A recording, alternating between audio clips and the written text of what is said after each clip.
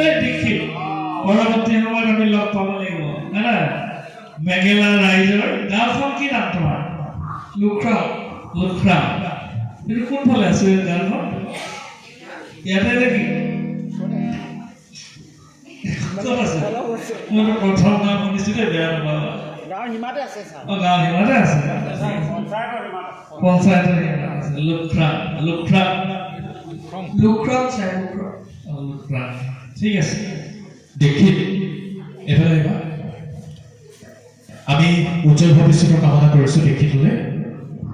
এবাৰ আমি মঞ্চলৈ আমন্ত্ৰণ জনাব বিচাৰিছোঁ